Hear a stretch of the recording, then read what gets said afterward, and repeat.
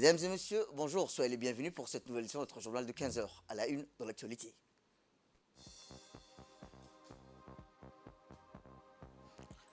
À la une dans l'actualité nationale, le président Guélé propulse l'innovation numérique avec le Startup Act.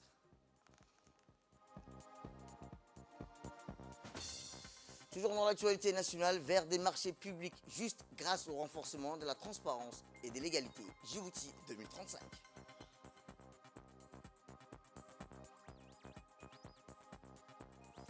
Et toujours dans l'actualité nationale, le Kenya accueille la 36e conférence générale du Conseil scientifique international. C'était les titres. Merci si vous nous rejoignez. Aujourd'hui, le président de la République, son Excellence Ismaël Mergeli, a donné le coup d'envoi de la consultation sur le Startup Act, initiative cruciale pour l'avenir de Djibouti.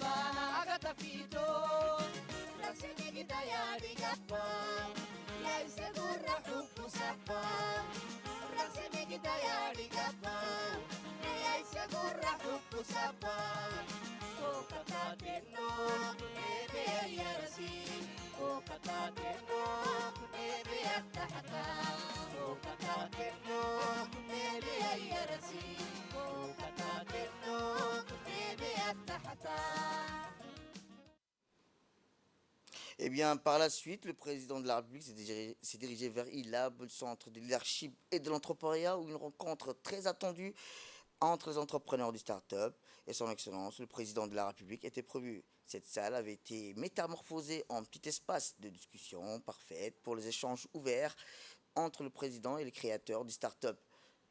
Madame la ministre déléguée en charge de la décentralisation, Madame la ministre déléguée de l'innovation ainsi que les hauts responsables du CLE étaient également présents pour enrichir cette conversation. Cet événement représentait une opportunité unique pour les incubés de se prêter à l'exercice que l'on désigne communément dans le jargon entrepreneurial pitcher. Leur histoire explique en quoi leurs produits étaient spécifiques et contribuaient au développement de l'écosystème numérique de notre pays. Cette interaction direct entre les entrepreneurs et le président démontrait l'importance accordée par le gouvernement à l'écoute des innovateurs et la compréhension de leurs besoins et de leurs défis. Dans cette atmosphère propice aux échanges, les entrepreneurs ont pu partager leurs passions, leurs visions, leurs étapes clés de leur parcours entrepreneurial avec leur président.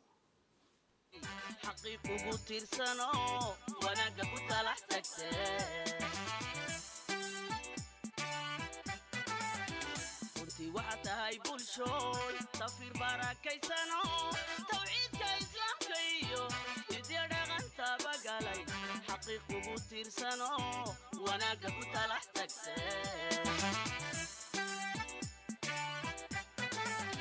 tubtuu eebbuhu ku dhigay nimciyo waa midaya hoy barwaaqiyo nabadisaale tallaabada horay u qaad tanaadoo nabad ku waa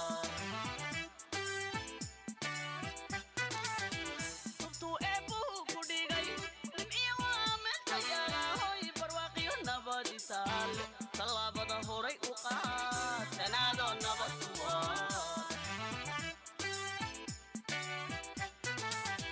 tagsamow caalankeenna iyo tolmanow qaranka wacan ayaa sharaf kugu tamidaya ee tallaabada horay u qaad tanaadoo nabad ku waar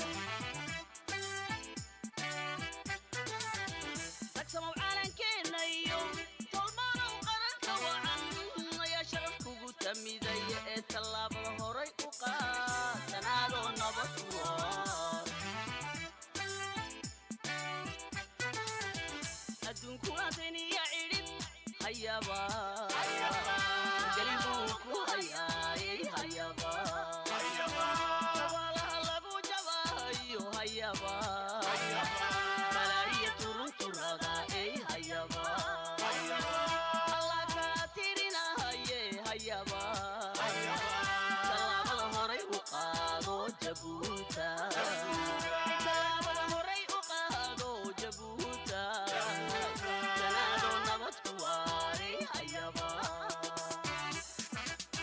tilmaan aadmigu ku daydiyo hayaba taashkii nabadda sidaayay hayaba dabkaadu habaysan tahay bay hayaba dunidu soo tiigsataayay hayaba tagaaga lagu dhargaayay hayaba tallaabada horay u qaado hayaba tallaabada horay u qaado jabuuta tanaadoo nabad ku waaray hayaba halkaad maanta taagan tahay iyo hayaba dhaqaalahan ku tirsamaayay hayaba jabuutay waxaad u tahayay hayaba tirigii geeska iyo ey hayaba dalqaranaho taabagalayay hayaba tallaabada horay u qaado jabuuta tallaabada horay u qaado hayaba tanaadoo nabad ku waaray hayaba adduunkuna daniya cidhib hayaba gelibuu ku hayaayay hayaba dabaalaha lagu jabahayo hayaba balaa'iya turunturada ey hayaba allah kaa tirinahaye hayaba tallaabada horay u qaado jabuuta tallaabada horay u qaado jabuuta tanaadoo nabad ku waaray hayaba tilmaan aadmigu ku daydiyo hayaba taashkii nabadda sidaayay hayaba dabkaadu habaysan tahay bay hayaba dunidu soo tiigsataayay hayaba tagaaga lagu dhargaayay hayaba tallaabada horay u qaado hayaba tallaabada horay u qaado jabuuta tanaadoo nabad ku waaray hayaba halkaad maanta taagan tahay iyo hayaba dhaqaalahan ku tirsamaayay hayaba jabuutay waxaad u tahayay hayaba tirigii geeska iyo ey hayaba dalqaranaho taabagalayay hayaba tallaabada horay u qaado jabuuta tallaabada horay u qaado hayaba tanaadoo nabad ku waaray hayaba Une fois cette visite terminée, le chef de l'État, son Excellence Ismaël Omar Guelleh, s'est dirigé vers l'élégant start-up. Là, une présentation cruciale du projet a été orchestrée pour son Excellence, ancien ministre de la Technologie, rappelant que ces start-up reposent sur un concept novateur visant à instaurer un environnement propice.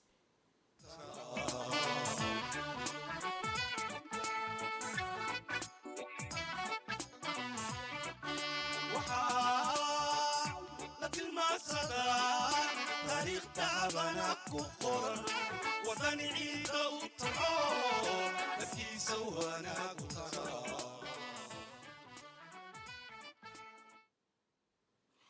bien, la cérémonie du lancement des travaux Startup Act s'est déroulée ensuite dans la salle auditorium du Clé, où une présentation du projet Startup Act a été marquée par les allocutions des hôtes qui ont pris part à cette journée. L'événement a symbolisé engagement sans précédent du président de la République en faveur de l'entrepreneuriat, de l'innovation et du développement économique. Les jeunes entrepreneurs, les innovateurs et les représentants du gouvernement se sont réunis pour marquer le début d'une nouvelle ère d'opportunités pour les créateurs d'entreprises.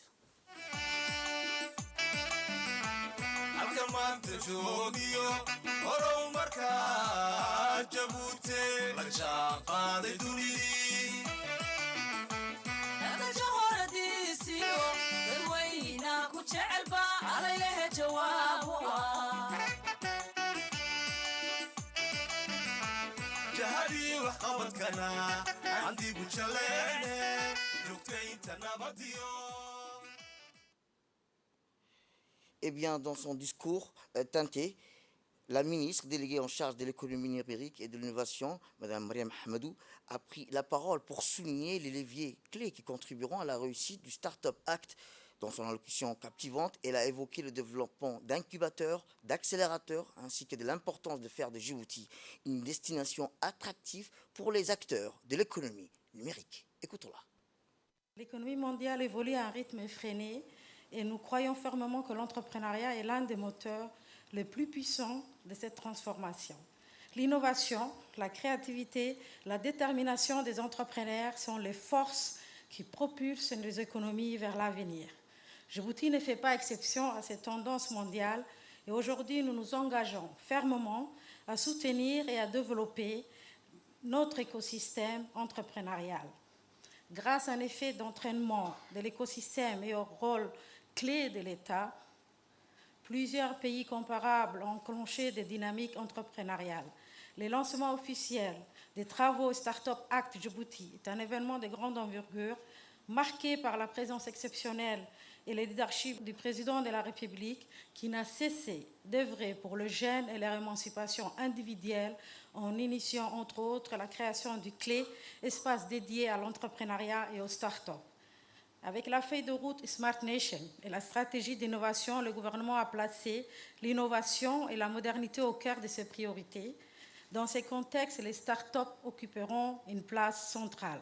Ces jeunes pousses de l'innovation sont bien plus qu'une simple tendance mondiale. Elles sont les moteurs de transformation numérique, de l'innovation, en introduisant de nouvelles technologies et impulsant une dynamique de croissance économique durable. Elle incarne l'espoir d'une jeunesse en quête d'opportunités. Face à cet enjeu colossal, nous présentons aujourd'hui l'initiative Startup Act Djibouti, conçue comme une réponse stratégique aux besoins et aux aspirations des entrepreneurs de notre pays. Pour cela, nous agirons sur 5 leviers. Tout d'abord, sur l'écosystème, il s'agit de concevoir un environnement dynamique et bienveillant pour les startups. Ensuite, le développement d'incubateurs et accélérateurs par des acteurs privés, publics et parapublics, afin d'assurer le mentorat et les soutiens. Ces entités publiques, privées, parapubliques vont former, orienter, financer les startups. Le troisième levier, l'attractivité de Djibouti. En attirant les talents et les investisseurs étrangers, nous inscrirons Djibouti sur la carte mondiale de l'innovation. Cela passe par une politique d'ouverture, des incitations fiscales, mais aussi par la promotion de nos atouts uniques en tant que nation. Le quatrième levier est le cadre juridique et institutionnel favorable, transparent et adapté aux besoins spécifiques des entreprises numériques, qui renforcera la confiance auprès des investisseurs et de tout l'écosystème. Le dernier levier est le financement. En effet, les startups ont besoin de financement, ils l'ont exprimé tout à l'heure. Des instruments de financement adaptés tels que le fonds capital risque, le crowdfunding, les business angels seront disponibles. À côté de ce cadre général d'accompagnement qui est favorable à l'environnement, nous allons mettre en place une vision Startup Nation 2035 pour garantir la cohérence et l'efficacité de nos actions et assurer le succès des Startup Act. Le soutien de son excellence à ces projets témoigne de son engagement indéfectible pour la jeunesse, l'entrepreneuriat, l'innovation et de son ambition de faire de Djibouti une référence régionale. Je salue le courage de nos start-upers, entrepreneurs et les acteurs de l'écosystème qui œuvrent quotidiennement pour créer de la valeur, de la richesse dans un contexte difficile où l'échec fait partie de l'apprentissage de l'entrepreneur. Eh bien, dans un discours teinté de joie et d'optimisme, le président de la République a pris la parole pour mettre en avant un événement et un élément essentiel, le potentiel de la jeunesse djiboutienne audacieuse. Il a souligné que Djibouti avait déjà démontré son potentiel, que ce soit dans le secteur portuaire ou les télécommunications. Cependant, le président a affirmé que désormais, il percevait un autre potentiel majeur au sein du pays, incarné par la jeunesse, prête à innover et à apprendre et à prendre des risques. Écoutons-le. بسم الله الرحمن الرحيم الصلاة والسلام على رسوله الأمين سيدنا وحبيبنا محمد صلى الله عليه وسلم. Mesdames et messieurs, c'est un plaisir pour moi aujourd'hui de me joindre à vous afin de parrainer cette cérémonie de lancement du Startup Act Djibouti, une première dans notre pays.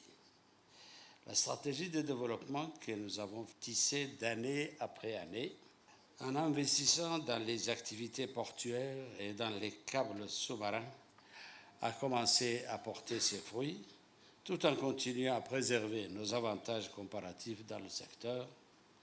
Nous diversifions notre économie en investissant dans les énergies renouvelables afin d'assurer notre transition énergétique. Aujourd'hui, notre nation, reconnaissant l'immense potentiel des villes intelligentes pour alimenter une croissance durable, enrichir la vie et stimuler l'innovation de la jeunesse djiboutienne. Avec la vision ambitieuse de la Smart Nation, nous avons placé l'innovation, l'adaptabilité et la modernité au cœur de notre démarche. Nous demeurons convaincus que les leviers de croissance de notre nation passeront par une capacité à embrasser pleinement la révolution numérique en cours. Les startups, véritables foyers d'innovation, ne sont pas seulement une tendance mondiale à laquelle nous nous joignons, elles sont une vision pour l'avenir. Elles constituent un moteur de la transformation numérique, créent des emplois, introduisent des technologies avant-gardistes et insoufflent une dynamique de croissance économique. Ces entreprises incarnent les aspirations de notre jeunesse avide de renouveau et d'opportunités. Conscient de cet enjeu, il m'est agréable de vous présenter aujourd'hui le projet de Startup Act Djibouti. Ce programme national est une réponse aux ambitions de nos entrepreneurs talentueux.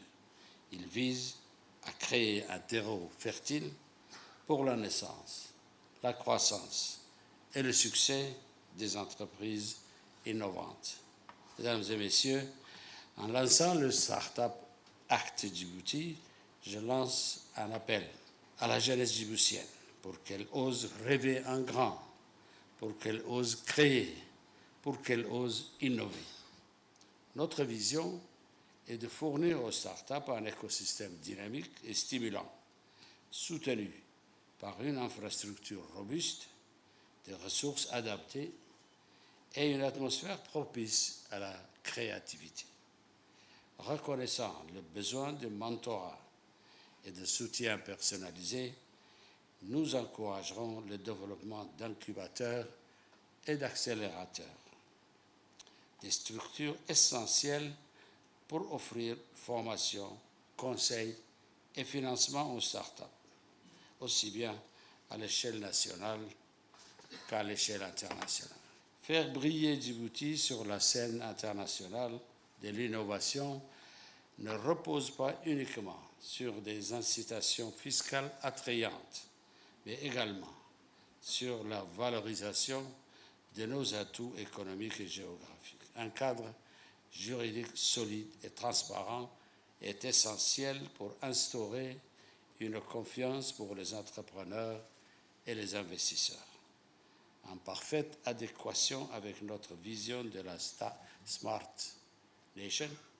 Nous déploierons une stratégie claire pour renforcer notre écosystème entrepreneurial en mettant l'accent sur l'éducation, la formation, le partenariat public-privé et la coopération internationale. Le Start-up Act Djibouti est plus qu'une stratégie ou une politique. Il constitue un pacte entre nous et notre jeunesse qui illustre notre détermination à offrir à chaque jeune entrepreneur les outils nécessaires pour transformer ses rêves en réalité. C'est une mission qui engage chacun d'entre nous. C'est pourquoi je m'adresse à tous les acteurs concernés, entrepreneurs, investisseurs, éducateurs et citoyens, afin de les enjoindre à nous rejoindre dans la construction du Djibouti de demain. Chaque département ministériel, chaque institution et chaque acteur industriel de cette nation devrait s'engager résolument à œuvrer en faveur de cette vision dans le but de promouvoir un contexte favorable à l'épanouissement de la croissance et de l'innovation. À notre jeunesse, j'adresse ce message. L'avenir appartient à ceux qui ont foi en leurs rêves et foi en l'innovation et la révolution numérique. En conclusion, je tiens à souligner que nous sommes à l'aube d'une ère nouvelle pour Djibouti, une ère où l'innovation sera le moteur de notre prospérité et de notre rayonnement. Avec une détermination inébranlable, travaillons main dans la main pour concrétiser cette vision pour chaque Djiboutien, chaque jeune Djiboutien. Je vous remercie. Autre actualité dans ce 15h, c'est aussi le président de l'Assemblée nationale, M. Dileta Mohamed Dileta, qui a reçu aujourd'hui l'honorable Jean-Charles Larsonneur, député de la 2e circonscription du Finistère, membre de la commission de la défense nationale des forces armées françaises en mission de travail à Djibouti. Au cours de leur discussion, le président du Parlement et son interlocuteur ont fait un état des lieux des relations entre nos deux pays en général et entre le Parlement djiboutien et l'Assemblée nationale française. En particulier, en outre, l'échange d'expériences et la réalisation de groupes d'amitié ont également été au centre des fructueux partages. Lors de sa rencontre avec le président de l'Assemblée nationale française, M. Jean-Charles Larsonneur a été accompagné de l'ambassadrice extraordinaire et plénipotentiaire de la République française à Djibouti, Mme Dana Percasso. Rappelons que notons la présence côté djiboutien de la présidente de la commission de la défense, Mme Nouri Waberi Hufeni, du secrétaire général du Parlement, Ismaël Goulal Boudine, de la directrice d'expertise juridique, Mme Man Mohamed Jama, ainsi que le directeur du cabinet du président de l'Assemblée nationale, M. Idriss Mohamed Ahmed. À l'issue de l'entrevue, M. Dileta Mohamed Dileta et ses hôtes ont procédé à un échange de cadeaux. Tout à fait autre chose, cette fois-ci où le chef d'état-major des armées, le général de corps d'armée, Zakaria Cheikh Ibrahim, a reçu le député Jean-Charles Larsonneur, membre de la commission de la défense nationale et des forces armées françaises, à l'hôtel des officiers Hassan Bassoma, de la direction générale des relations internationales. Cette réunion de courtoisie entre ces deux personnalités s'inscrit dans le cadre des relations bilatérales entre les deux pays. Durant cette occasion, le général Zakaria Cheikh Ibrahim a rappelé l'excellence des relations de coopération entre les deux armées, notamment en ce qui concerne la formation des militaires, et a souligné sa disponibilité à œuvrer davantage pour consolider ces liens d'amitié. Au cours de leur discussion, les deux hommes ont échangé sur le caractère exceptionnel des relations diplomatiques entre Djibouti et la France, fondées sur la coopération et la sécurité dans la région. À l'issue de cette rencontre, le député Jean-Charles s'est félicité du nouveau des relations de coopération et de solidarité entre les deux pays. En poursuivant son intervention, le député a souligné le rôle de Djibouti dans les missions de maintien de la paix, de stabilité dans la région, en particulier la mission africaine de transition en Somalie. Le général s'est engagé à œuvrer davantage pour affermir, consolider et élargir ces liens de coopération. À la fin de cette visite de courtoisie, les deux officiels ont procédé à un échange de cadeaux et la photo de famille a clôturé cette rencontre.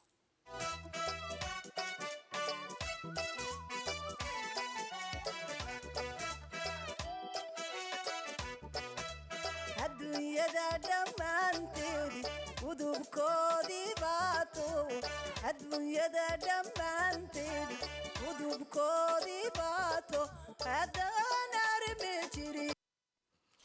Et je vous le disais dans le titre, la Commission nationale des marchés publics, en collaboration avec la Commission nationale des droits de l'homme et le Programme des Nations Unies au développement, a tenu une réunion le 10 septembre dernier au Palais du Peuple.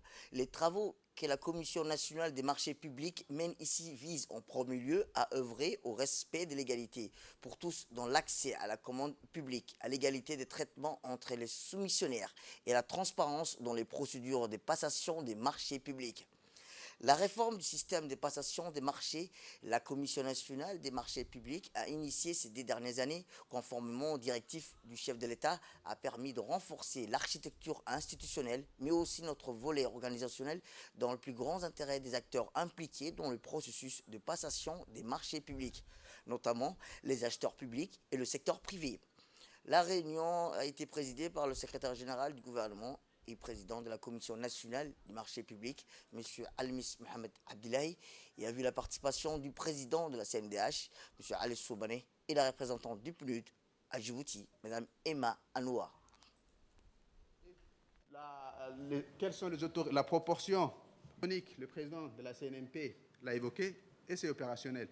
Par rapport à la transparence et l'équité, il y a ce qu'il faut savoir aussi, il y a un comité de règlement des différends qui a été institué par un arrêté présidentiel dont sont membres pas seulement les membres de la CNMP, mais il y a l'inspection des finances, il y a l'inspection générale d'État, il y a la justice, il y a la Chambre de commerce, qui est normalement le porte-parole des entreprises. Après aussi, le président l'a évoqué, mais je vais le ressouligner. Il y a justement la participation de la CNSS, mais aussi la participation de la direction des impôts. Justement, tout ça, ça rentre dans l'esprit de protéger les droits sociaux de nos concitoyens. Eh bien, voici les propos du président de la CNDH, M. Ali Soubane. La Commission nationale des marchés publics est l'institution au sein de laquelle se décide l'octroi des marchés publics. C'est dans cette optique et dans ce rôle qu'elle joue le rôle de prescripteur par rapport aux entreprises, qu'elles soient nationales ou internationales. Il me plaît de vous rappeler que nous célébrerons le 10 décembre prochain le 115e anniversaire de la Déclaration universelle des droits de l'homme 1948-2023. En outre, notre pays se prépare à présenter son rapport devant le Conseil des droits de l'homme au titre de l'examen périodique universel qui a lieu tous les 4 ans en novembre prochain. Récemment, la Commission nationale des droits de l'homme de Djibouti a initié en partenariat avec le PNUD, avec les soutiens du PNUD, le lancement d'une étude sur les droits de l'homme dans le milieu des entreprises.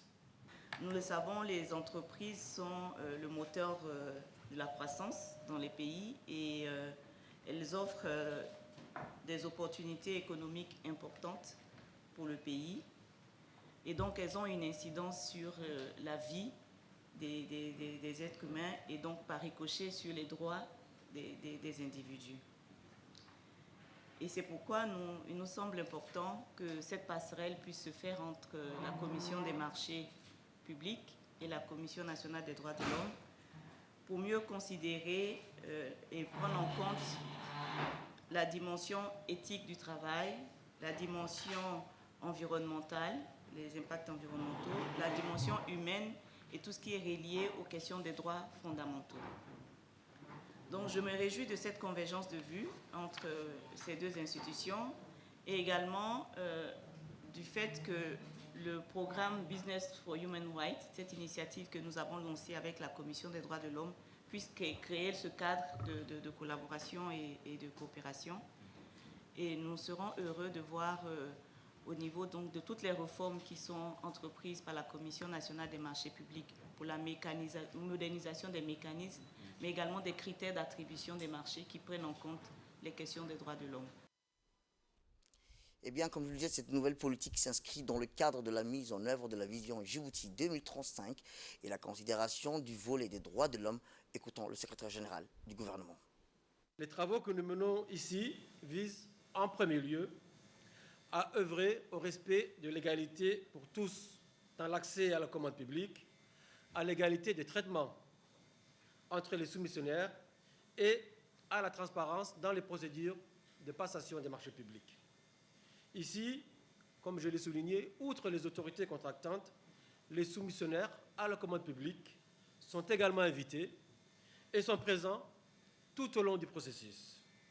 La réforme du système de passation des marchés publics que nous avons initiée ces 2 dernières années, conformément aux directives du chef de l'État, nous a permis de renforcer l'architecture institutionnelle, mais aussi notre volet organisationnel dans le plus grand intérêt des acteurs impliqués dans le processus de passation des marchés publics, notamment les acteurs publics et le secteur privé. Le volet de la gouvernance a été également considérablement renforcé, comme vous l'avez souligné, Monsieur le Président, avec la publication périodique des statistiques des marchés publics, avec la publication des rapports annuels d'activité de la Commission nationale des marchés publics et avec également toutes les autres informations liées aux marchés publics qui sont désormais disponibles dans un portail électronique dédié aux marchés publics que nous avons inauguré en mai 2023 et qui est désormais accessible à tous en ligne. Eh bien, écoutons ces quelques réactions recueillies par notre équipe. Ça fait 1 an et demi que nous travaillons avec la commission de passation de marché dans le cadre de la protection sociale, de la protection de l'emploi et de la préférence nationale au sein de la commission de passation de marché. Nous avons réalisé beaucoup de réformes et de progrès à ce niveau-là, donc pour justement améliorer le cadre de la protection sociale au niveau de la République de Djibouti. Donc nous avons amélioré dans le cadre de la réforme de l'attestation générale qui permet maintenant à la commission de passation de marché de savoir quelle est la structure sociale de l'entreprise qui soumissionne de façon a priori. Et nous avons aussi, de façon a posteriori, une fois que l'entreprise a obtenu le marché, la commission de passation de marché peut avoir un feedback de nos contrôles pour savoir si cette entreprise-là, une fois qu'elle a obtenu le marché, respecte le cadre de la protection sociale, de la protection de l'emploi, les droits des travailleurs. Et donc c'est quelque chose de fondamentalement important pour la République de Djibouti. Autre actualité dans ce 15h, c'est aussi l'ambassadeur de la République de Djibouti accrédité auprès de la République fédérale d'Allemagne, M. Yassine Hussein Dehale, qui a participé aux audiences du tribunal international du droit de la mer le 14 septembre dernier à Hambourg. Dans son déclaration, M. Yassine Hussein Dehale a délivré au cours des audiences une allocution devant le tribunal réuni en formation plénière. Et c'est pour présenter la position de la République de Djibouti sur la question concernant la demande d'avis consultative soumise par les commissions des petits États insulaires sur le changement climatique et les droits internationaux. Écoutons-le. Si le changement climatique est une menace pour tous, la République de Djibouti apparaît comme l'un des États les plus immédiatement exposés. Située dans la Corne de l'Afrique, la République de Djibouti dispose de très peu de terres arables du fait de l'aridité de son territoire. À cause de sa situation géographique, Djibouti a toujours été exposé aux catastrophes naturelles telles que les sécheresses et les inondations. Avec le changement climatique, les catastrophes naturelles qui frappent Djibouti sont de plus en plus graves. Par exemple, en mai 2018, le cyclone tropical Sagar a causé des inondations sans précédent à Djibouti et engendré une destruction d'infrastructures et d'habitations d'une ampleur inédite.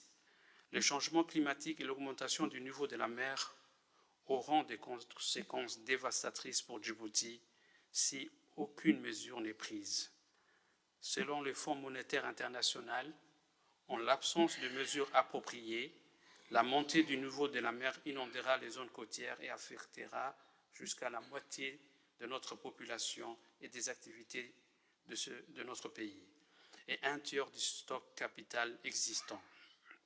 Les implications macroéconomiques seront extrêmement graves. La République de Djibouti devra faire face à des coûts démesurés afin de s'adapter et de limiter les effets du changement climatique. Le coût global dépassera de loin les ressources actuellement disponibles dans notre pays. Pour ces raisons, la République de Djibouti a été classée comme le 7e État le plus vulnérable au changement climatique parmi les petits États en développement. La situation est d'autant plus préoccupante que la République de Djibouti, en dépit de cette situation et de son statut économique en développement, Djibouti fait preuve d'une grande détermination et d'une forte résilience en adoptant sous la houlette du président de la République de Djibouti, son Excellence M. Ismaël Omar Guelleh, la vision 2035 qui préconise notamment le développement des énergies renouvelables et en s'inscrivant ainsi dans l'effort mondial de lutte contre le changement climatique. Elle a entrepris de développer plusieurs projets d'énergie géothermique, notamment dans la zone des Fialé et des Galles-les-Coma. Elle a également signé un protocole d'accord pour le développement d'une centrale solaire à Grand Barra de 25 MW et a enfin finalisé la construction d'un parc éolien au Goubet de 60 MW, lequel a été inauguré le 10 septembre 2023 et est également opérationnel. Dans le même esprit, comme l'a rappelé son Excellence, Monsieur le Président de la République de Djibouti, son Excellence, Monsieur Ismaël Omar Guelleh, dans son allocution lors du dernier sommet Climat-Afrique à Nairobi, la République de Djibouti a mis en place en 2023 une stratégie nationale pour l'économie bleue, dont la vision nationale et les principes directeurs guideront l'action du gouvernement, de ses partenaires et de la société civile dans les domaines maritimes et côtiers. Régional présent où plus de 1200 enfants de moins de 5 ans sont morts de rougeole et de malnutrition dans 9 camps de réfugiés au Soudan depuis le mois de mai, et des dizaines de milliers d'autres pourraient mourir d'ici la fin de l'année, a indiqué l'ONU. Selon l'agence onusienne, les services de nutrition sont dévastés dans le pays où un sanglant conflit entre généraux rivaux a éclaté en avril. Selon les équipes de l'agence de l'ONU pour les réfugiés, plus de 1200 enfants de moins de 5 ans sont morts de rougeole et de malnutrition dans 9 camps de réfugiés situés dans l'état du Nil Blanc entre le 15 mai et le 14 septembre. Ces enfants sont des réfugiés venus de l'Éthiopie, du Soudan du Sud, et précise lors d'un point de presse Dr Alain Mena, responsable de la santé publique pour le HCR. L'UNICEF manque également de fonds. L'organisation a reçu moins d'un quart de 838 millions de dollars qu'elle avait demandé pour venir en aide, et près de 10 millions d'enfants au Soudan, a indiqué son porte-parole.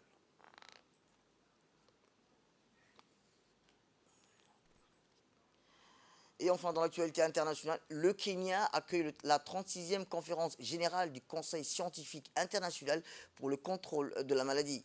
La maladie du sommeil sévit encore 36 pays d'Afrique subsaharienne où l'on trouve les mouches tsetse qui transmettent la maladie. Les populations les plus exposées de la mouche tsetse et par conséquent la maladie sont les populations rurales qui dépendent de la culture, de la pêche, de l'élevage ou de la chasse. Selon le Bureau interafricain des ressources animales de l'Union africaine, cette maladie est responsable des pertes économiques estimées à près de 25 milliards de francs CFA en 2021. C'est la fin de cette édition. Merci à vous de nous avoir suivis. Restez avec nous pour la suite de nos programmes télévisés. Le programme continue sur Télé Djibouti.